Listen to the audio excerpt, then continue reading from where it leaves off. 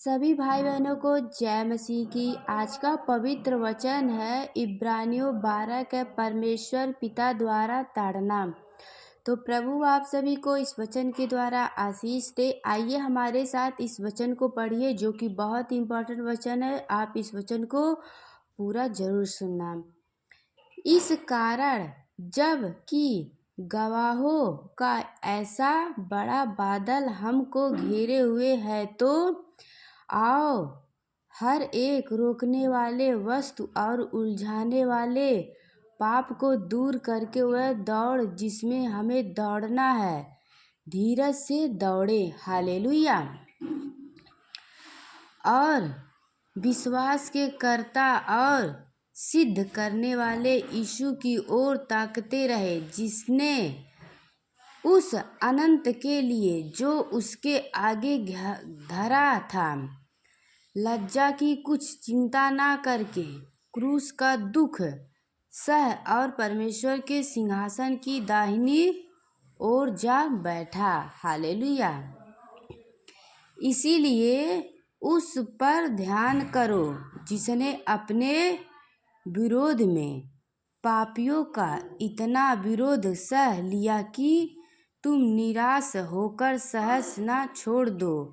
तुमने पाप से लड़ते हुए उससे ऐसी मुठभेड़ नहीं की कि तुम्हारा लहू बह हो, और तुम उस उपदेश को जो तुमको पुत्र के समान दिया जाता है भूल गए हो। हे मेरे पुत्र, प्रभु की ताड़ना को हल्की बात ना जानो। हालेलुया। प्रभु का वचन कहता है कि हे मेरे पुत्र, प्रभु की ताड़ना को हल्की बात ना जानो, और जब वह तुझे घुटके तो सहज ना छोड़। हालेलुया।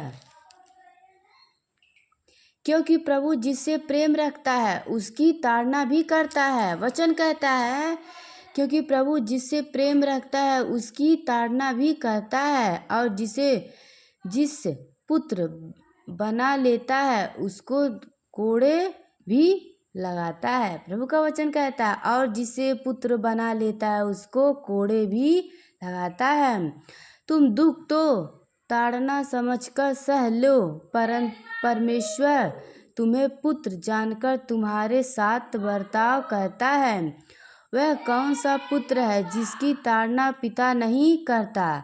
यदि वह ताड़ना जिसके भागी सब होते हैं तुम्हारी नहीं हुई, तो तुम पुत्र नहीं पर व्यभिचार की संतान ठहरे। फिर जब किसी हमारे शारीरिक पिता की हमारी ताड़ना किया करते थे और हमने उनका आदर किया, तो वह आत्माओं के पिता के और भी अधीन न रह जिसमें हम जीवित रहे। हालेलुया। वे तो अपनी अपनी समझ के अनुसार थोड़े दिनों के लिए ताड़ना करते थे, पर वह तो हमारे लाभ के लिए करता है कि हम भी उसकी पवित्र के भागी हो जाएं। वर्तमान में हर प्रकार की ताड़ना आनंद की नहीं पर शोक की बात दिखाई पड़ती है, तो भी जो उन्हें चैन के साथ धर्म का प्रतिफल मिलता है। हालेलुया। आमीन। तो आइए हम इसी वचन को आगे जानते हैं। उपदेश और चेतावनी। यहाँ प्रभु आगे वचन में बताएंगे उपदेश और चेतावनी। तो ध्यान से वचन को आप लोग समझना और देखना। प्रभु आप सभी को इस वचन के द्वारा आशीष देंगे। इसीलिए ढीले हाथों और निर्बल घुटनों को सीधा करो।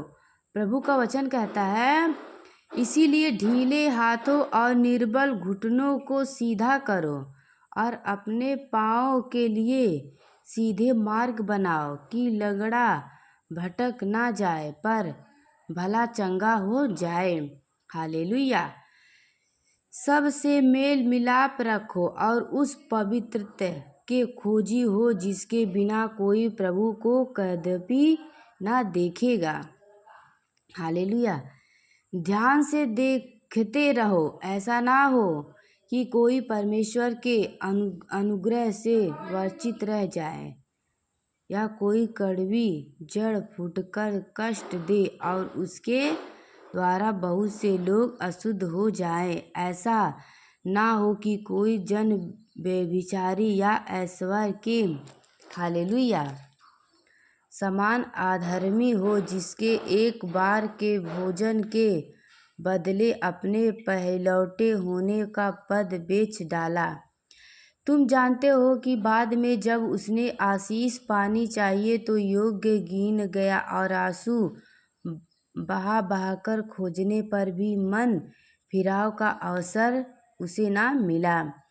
तुम तो उस पहाड़ के पास जो छुआ जा सकता है और आग से प्रज्वलित था और काली घटा और अंधेरा और आंधी के पास और तुरही की ध्वनि और बोलने वाले के ऐसे शब्द के पास नहीं आए, जिसे सुनने वालों ने विनती की कि अब हमसे और बातें ना की जाए। हालेलुया।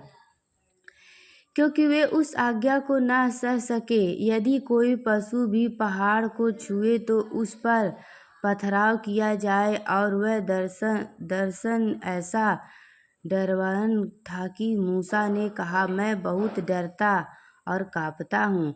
पर तुम सिय्योन के पहाड़ के पास और जीवते परमेश्वर के नगर स्वर्गीय यरूशलेम के पास और लाखों स्वर्गदूतों और उन पहिलौठों की साधारण सभा और कलीसिया जिसके नाम स्वर्ग में लिखे हुए हैं और सब के न्याय परमेश्वर के पास और सिद्ध किए हुए धर्मियों की आत्माओं और नई वाचा के मध्यस्थ यीशु और छिड़काव के उस लहू के पास आए हो जो हाबील के लहू से उत्तम बातें कहता है।